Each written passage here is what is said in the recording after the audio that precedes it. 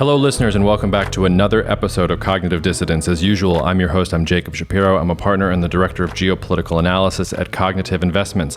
I hope you are not getting sick of podcast episodes because there is so much going on in the world that we're doing our normal cadence, but also adding in reactions to some of these important developments. And today, I'm so happy to welcome Phillip Orchard, who is a colleague of mine at Geopolitical Futures and at Stratfor, onto the podcast. I've wanted to get Phil onto the podcast for a while, besides being the best analyst that I know about Southeast Asia in the world and a really great thinker about geopolitics. He's also my friend and just an awesome dude. So Phil, thank you for making the time to come on. I know that you haven't been sort of down in the weeds with Southeast Asia's geopolitics for the last 8 to 12 months, but you have still forgotten more about this region than I think most analysts will ever know. So thank you for letting us pick your brain and sharing those insights with the audience, and we hope you'll come back on soon. Listeners, my usual reminders: if you want to know more about the research and consulting services we just launched at CI, please email me at jacob@cognitive.investments. If you want to know more about our wealth management services, please email me at jacob@cognitive.investments. If you haven't rated or reviewed the podcast, it takes just a couple of seconds. It's immensely helpful for us. Thank you in advance for doing that. And last but not least, if you have anything else on your mind, hit me up at jacob@cognitive.investments. I read everything that comes in. I don't always reply to everything because I don't always have time, but I do try to reply to everything, and I guarantee you that I do read everything. And oftentimes you'll get a response from me 1 or 2 months later when I'm in an airport somewhere in the middle of the world or the middle of the United States and bored and have nothing else to do with my time. So without further ado, here is a reaction to Thailand's recent elections. Cheers and see you out there. Cognitive Investments LLC is a registered investment advisor. Advisory services are only offered to clients or prospective clients where Cognitive and its representatives are properly licensed or exempt from licensure. For additional information, please visit our website at www.cognitive.investments. The information provided is for educational and informational purposes only and does not constitute investment advice, and it should not be relied on as such. It should not be considered a solicitation to buy or an offer to sell a security. It does not take into account any investor's particular investment objectives, strategies, tax status, or investment horizon. You should consult your attorney or tax advisor. All right, Phil, I've personally been waiting a long time for this moment to have you on the podcast. It's really nice to run it back. We're on a mission from God, and the team is at least partly back together. At least that's how I feel. How's it going, man? Man, it's good. This feels like old times. We've gathered today to discuss the Thai elections, in part because, and I will admit to the listeners, I am a relative novice when it comes to this. And Phil, although you have not been sort of in the flow of Thailand's day-to-day politics for, I don't know, how long has it been? 8 to 12 months you've kind of been out. You have forgotten more about Thai politics than I will ever be able to learn in the next couple of years. So I'm grateful for you coming on and lending your perspective and helping us make sense of what's going on. I guess we can sort of recap the results. So I think everybody was distracted, rightfully so, by Turkish elections. I described them as the most important elections happening this year. But the Turkish elections really, everybody thought that there was going to be a vote for change, and there wasn't really a vote for change. It was a vote for Erdogan and for continuity and sort of the same old thing. Thailand had elections the same day, and my take on this has been this was actually a real vote for change. But also the kicker there is that the Thai people have been trying to vote for change for, I don't know, decades, and the military keeps coming in and putting their foots on the scales. Most recently, there was the coup in 2014. Afterwards, they create this 250-person Senate that they have to sign off on whoever gets named prime minister. So even when you have a scenario right now where Thai opposition parties led by the Move Forward Party and its leader, his name is Pita. Do you know how to pronounce that name, Phil? Pita Limjan? I can't do it. I was on YouTube like for minutes beforehand trying to figure it out. I do, but I'm just going to let you dangle. Great. Okay. I think I see PETA and I'm like in the Hunger Games. But anyway, thank you for letting me dangle. But anyway, he's got 36% of the votes. He's already forged this coalition that has more than 50% in the House of Representatives needed. But he doesn't have enough to counter the 250-person military Senate. And I saw one report that said 12 senators said that they would vote for the opposition, but that's not going to quite cut it. He's got to come up with 60 to 70 more votes. And that's a lot to ask in a democracy for an opposition, even if it's really widely supported, to come in and get like a 2/3 or even 3/4 majority. So that's kind of where we are. Tell me where I'm wrong about that stuff, or where you think we should be focused as we try and understand the importance of these elections and what happens next. Yeah, I mean, well, You're not wrong. I mean, he's not for a big vote for change in a system that is was designed intentionally to resist it, and that's often what you'll see. Authoritarian governments do after some sort of coup is return to quote unquote democracy, but try to stack the system in a way that addresses some of their concerns, we'll say, and preserves the power of the establishment. In Thailand, the ruling elite have always been suspicious of, full-on democracy. Their suspicions in their minds were validated overwhelmingly by Thaksin Shinawatра's aggressive version of democracy and success at using the quote unquote will of the people to amass enormous power and threaten every age-old institution in the country, again, in their minds. But it's still, it's a huge deal though, in the sense that it reflects, I think, a big paradigm shift that occurred a couple years ago.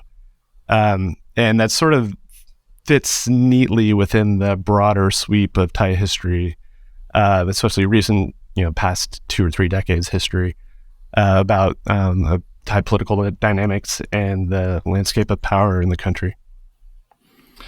Yeah, so in the last, I guess I struggle here with whether this is also going to be different than the last election, because in the last election, the opposition also won a majority of seats in the House of Representatives. Not as quite a big a majority as this one, but still a majority. And that military-appointed Senate came in and put their foot on the scale. And so you got Prayut Chan-o-cha, I think I can pronounce that one, who is he's the incumbent now, and he's been there, and he is sort of the military's chosen leader.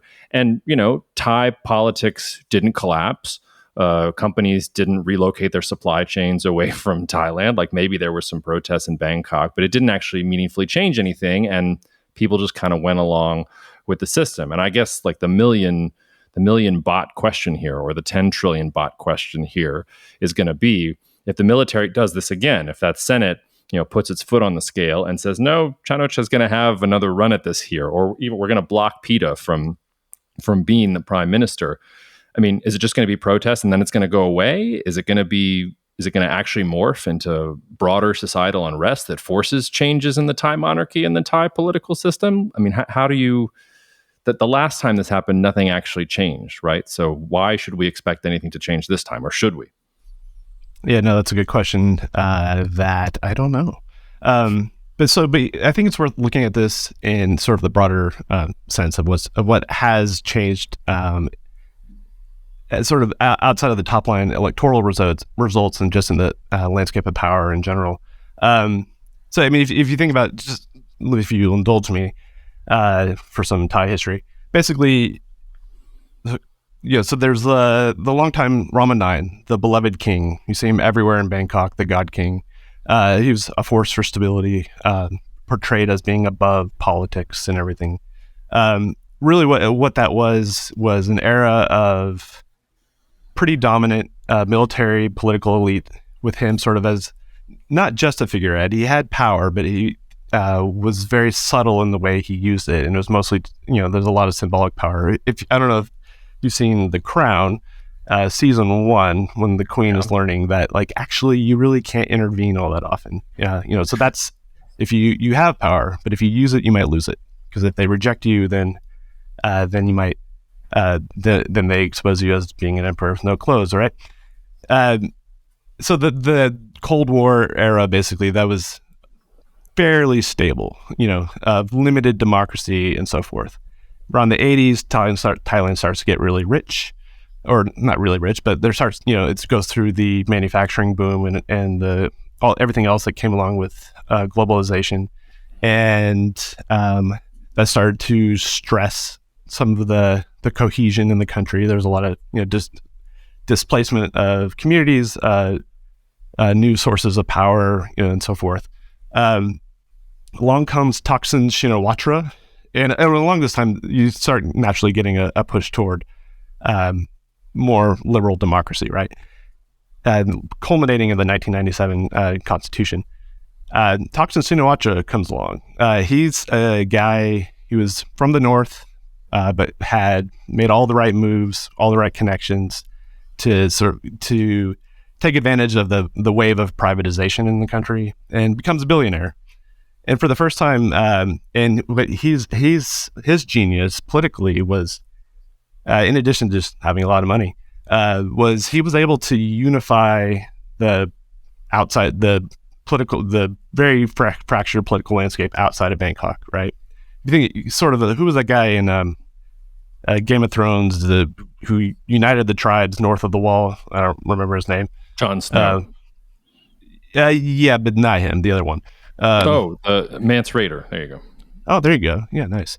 It was sort of like that. He unified the rural peoples, the rural communities, and so forth. And that made him, between the politics, between the money, it made him an unassailable political force. His parties have won basically every election that Thailand's had until this one. That really threatened the establishment. Along that time, at that same time, the king is starting to age. The prince at the time, the crown prince, now the current king, he was proving himself in public to be an embarrassment in all these different ways, or if not an embarrassment, at least it was clear he was not going to be able to have his father's esteem and everything. And so it really, for the next 20 years, it was, especially with the king's power stabilizing influence receding, it was Thaksin versus the sort of royalist elite, quote unquote royalist, meaning that basically everyone tries to take advantage of the monarchy and prove that the monarchy is on their side and so forth. But for simplification's sake, it was Thaksin and the rural peoples versus the military elites and the elites of Thai society in business and so forth going at it. And that period of disruption got real violent. Never quite spilled over into all out civil war in the way that most of Thailand's neighbors have. And I think that speaks to a lot of different subtle things about Thai culture and the king and everything else. There was this pattern of elections, and there's the 2006 coup. Then they held elections, and Thaksin's one of his lackeys won. This is right before my wife and I moved there the first time. This guy, he was a big gregarious personality. He was really funny. Named Samak. They disqualified him for something to do with a cooking show he had. So then they have another not election, but they have another parliamentary vote, and Thaksin's brother-in-law gets installed as prime minister, and that's led to violent protests that we had some experience getting mixed up in. Tell that story. And he lasted about a month, and then they were able to disqualify enough candidates to get to form a government that was backed by the Bangkok elite, right? The Thaksin and his quote-unquote red shirts did not like that, and back to the Mance Rayder analogy, for the next 2 years, they actively invaded Bangkok, basically, culminating in 2010 with these mass long-term protests where they took over the Lumpini Park in the middle of the city, built a giant bamboo wall around this giant park, basically a central park, right? Like an actual bamboo fortress. We're lobbying, they had the thing about the military and security forces, they tend to be pretty fractured as well. So there's always going to be some disaffected military faction that will be willing to, join your political movement. So they're, lobbing grenades from behind this bamboo wall just randomly into the city. That led to this massive showdown in 2010. It wasn't civil war, but it was basically, running battles in the streets of Bangkok, leading to the largest shopping mall in Asia getting torched. Saw it from an airplane. It was a really sad day. Point being is it was really this the Thai landscape of power has always been this delicate balance between the monarchy and the military and the business elites and this and that and this and that. But it really, for that era, it became this all-out zero-sum game between Thaksin and his people versus the military elites as embodied by this faction that led the 2006 and 2014 coups. So back and forth, they finally hold another election. Thaksin's sister wins, Yingluck. She lasts for a while, gets to meet Obama and so forth. But then she gets ousted in 2014 by the coup led by Prayut. And so it's been this, Thaksin just struck so much fear into the hearts of all of Thailand's old guard. And it really was, that was the dominant dynamic. There's a paradigm Thai protest culture. There's even in like small towns, like there's you're expected to go for broke, basically. Like it's not, you don't show up and then, picket for a while and then go home. You show up, you stand there until whatever you're upset about, whether it's some deadbeat business owner or the provincial director of the local provincial government or whatever. You show up, you stand there until they give you something, and everyone saves a little bit of face and goes home. If you don't give them something, then things tend to explode. So that's what kept happening with Thaksin and the royalists. Meanwhile, the king is kind of withering away, receding from the scene. In 2008, when we got there, was the yellow shirts were trying to oust Thaksin's brother-in-law at that point. And they were all marching around in Bangkok, holding pictures of the king, and basically trying to bring about a military coup. The king told them to, pass word that he was disapproved. He wanted them to go home, and everything. And they ignored him. They kept marching, holding pictures of the king.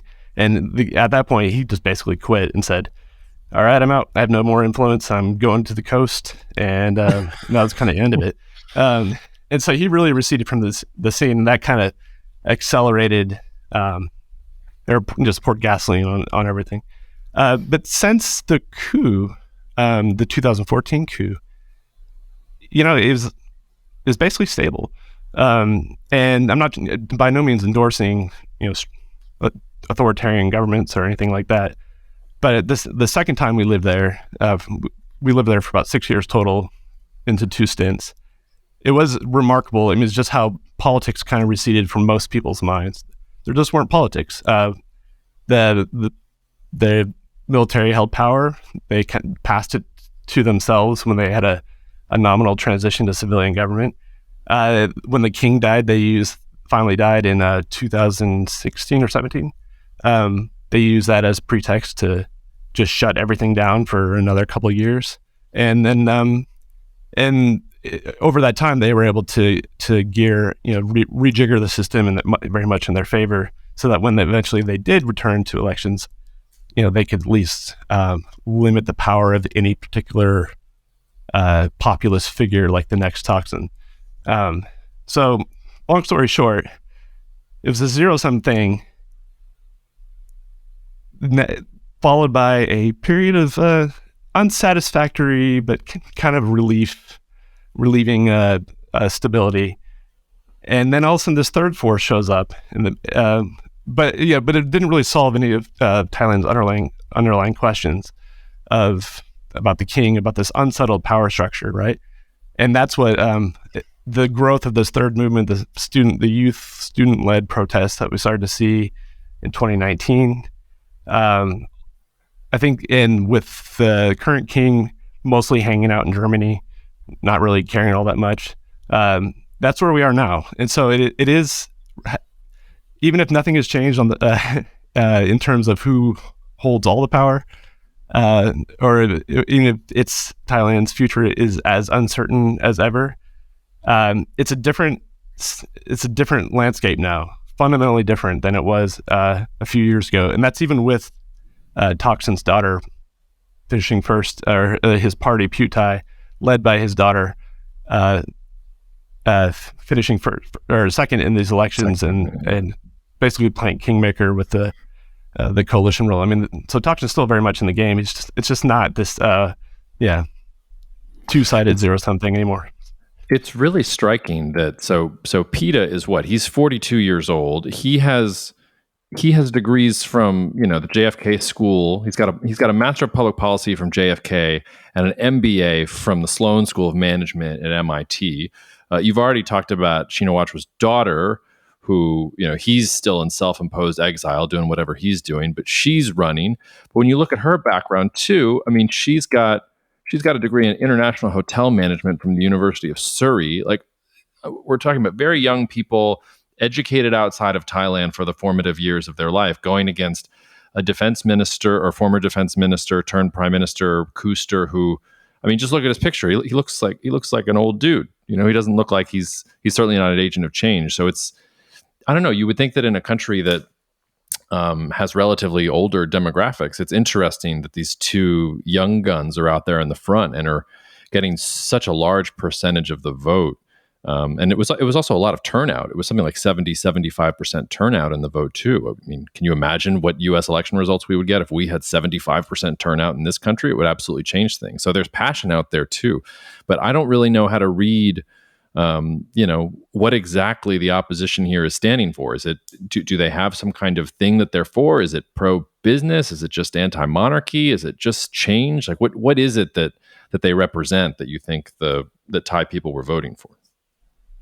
Yeah. So first of all, for the Putai Thaksin's daughter, she doesn't really command an independent political base. The reason why Thaksin always elevates family members to the top, when Yingluck was prime minister, she was a political novice. Same thing now with his daughter. She is a front for Thaksin himself. He's in Dubai, can't be there to participate directly, so that's what he does to try to he'll never quit. I thought maybe this time he had quit, but no, Thaksin does not quit, and he still commands an enormous amount of loyalty, especially in rural provinces. But I think you're exactly right with PETA and the Move Forward movement. What do they stand for? That is a good question. When the 2019, when the student protest started, and it was fundamentally different than, as I was getting at, than the Thaksin-led protest, right? It was never this go for broke showdown that resulted in running gun battles in the streets and so forth.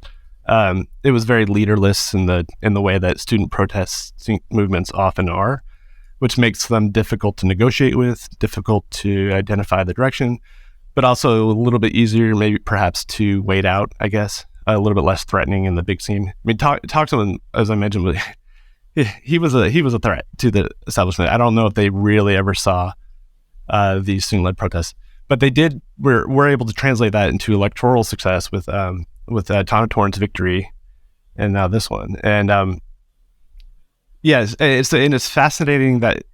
So that was one interesting thing. It was just completely different than what was going on before, but it was super interesting that they were very explicitly opposed to the monarchy. That was a huge thing. That was a long-standing fear with the crown prince, now the king, was what happens when this guy who has a lot of power but can't use it, but has a ton of prestige and is a stabilizing force, maybe, but maybe not, what happens when he's gone, and what happens when the crown prince takes over. The longest time fear for the royalist elite was that he would side with Thaksin, and then that would, and there was hints that he was trying to early on, but that has not come to pass. I think he's generally happy. But back to the students and because the thing is, as I mentioned earlier, everybody has always just tried to take advantage, use the monarchy for their own gains, right? If you have a explicit seal of approval or an implicit one, that can go a long way.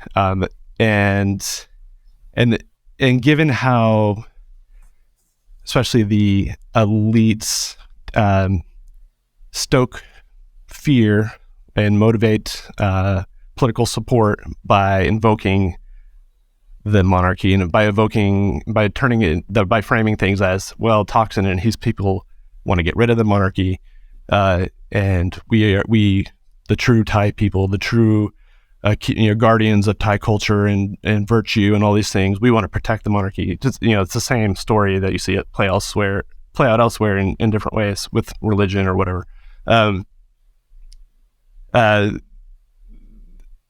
So the fact that they were deliberately starting a fight over this was super interesting, and it suggests that there's a lot of real frustration on the ground. Not necessarily. I think it's less about the king himself and more just the royalist establishment and the way that especially Prayut was and his government. They were using the lèse-majesté laws to crack down on just about anything. It had stuff that had nothing to do with the monarchy, including with Thanatorn's when they were going after him after the 2019 elections. I think he was critical of Prayut's handling of COVID, and they slapped him with a lèse-majesté charge. So that's the just general frustration, youth frustration with the sclerotic, self-serving, self-enriching elites. I think that's what it's more about than the actual, if the king's hanging out with a harem in Germany all the time and neglecting the Thai people. I don't think actually that many people care about it. But it's not something, maybe they find it distasteful or embarrassing, but it's not something that's you're going to build a political movement on. I think it's much more about the broader upheaval and frustration that you see all over the world, and that got magnified a lot during COVID. Yeah. Well, I'll get you out of here on this. This has been a lot of inside baseball to a certain extent. But we ostensibly think about this from a geopolitical perspective. Does this matter for the region? Is this really just, for geeks who want to know about Thailand? It's an interesting thing that's happening in a country that is relatively isolated. Or are there ramifications here for the region based on which direction Thai politics goes? Yeah, so that was as someone who loved Thailand and was obsessed with Thailand, who lived in Thailand and just wanted to read and write about Thailand. I was always struggling to make the case for why it ever mattered on a broader scene. Compared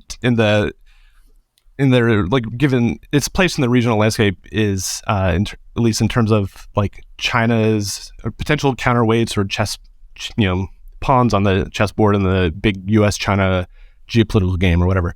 Thailand's kind of hanging out on the side. It certainly matters. It has a very strategically important geography. It's a economic, super important economic anchor for the region. It's got a lot of influence with its neighbors. All these things, but it's not the Philippines, right? It's not directly on the front lines. It's not Vietnam. It's not Myanmar that's just falling apart. Thailand.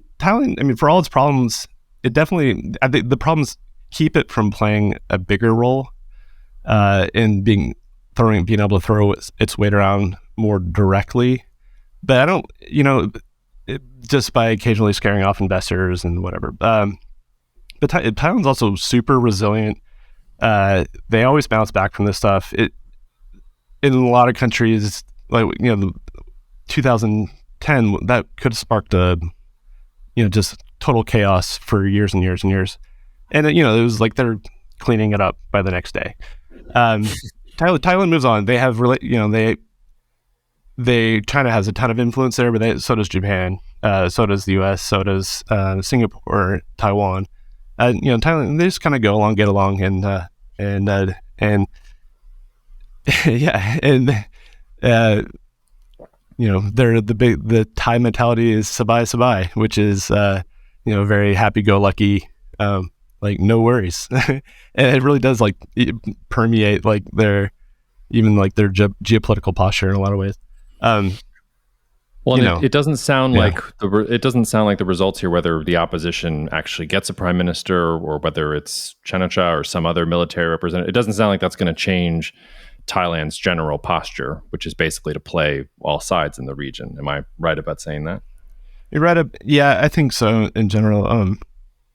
Even if someone came in and really wanted to steer the country in one particular direction, it would be difficult too, because it's just not a country that lends itself to being steered in a very concrete direction, and it doesn't really make sense for Thailand to strongly pick a side I mean, it's leery of China's being bullied around by China, just like everyone else in the region. It's certainly not particularly up for a fight, and pushing back. But they're very good at sort of, Thailand proudly is one of the few countries in the world that was never colonized, and they have a long history of deftly playing different sides off each other and sort of smiling and saying, yes, we'll do that, and then not doing it, or just doing something else. And so, they're good at this game, and they'll probably benefit from it. In most ways, seems to me like from an investment perspective, or if I'm a corporate that's thinking about supply chains, like all the other countries it seems to me like Thailand has a lot, like the best of all worlds. Like, yes, it has problems, but it has relative stability, it has resilience, it has access to both the South China Sea and the Indian Ocean. I mean, Vietnam has tons of problems, and the Vietnamese Communist Party is doing all these purges, and like that's a whole other thing. The Philippines is, as you said, is on the front lines. Taiwan, who knows what Taiwan's future is really going to be. When you start to look at the countries in the region, Thailand's, at least to me, like relative to the other countries around it, even with all the things that we're talking about with its instability, it seems like one of the best bets in the region. If you're just thinking about relative stability or ability to do business, or ability for companies there to do well, am I a little too naively sanguine? So yeah, I think its problems show up more on a micro level. In terms of, it's very difficult to, if it's always wrought with political instability and frequent changes of government and that kind of stuff, it does make it difficult for the country, which is to invest in infrastructure, take advantage of its position as a regional hub, to have policy continuity. Thailand's pretty famously has a lot of institutionalized corruption and so forth, and just on a practical matter, it's hard to know like where the money's supposed to go and that kind of thing. So it certainly keeps Thailand from being more than the sum of its parts, I think. It limits its potential, but it's got a pretty high floor too, if that makes sense. It's hard to see it becoming it doesn't have if we're going to put this in NBA terms, Indonesia is Zion Williamson, and Thailand is a good 3-and-D wing. Thailand is Jabari Smith. It'll frustrate you, but it's it's solid. It'll show up. It's steady. It'll at least play games. It won't pull its hamstring trying to do something that no other human in the world could ever consider doing.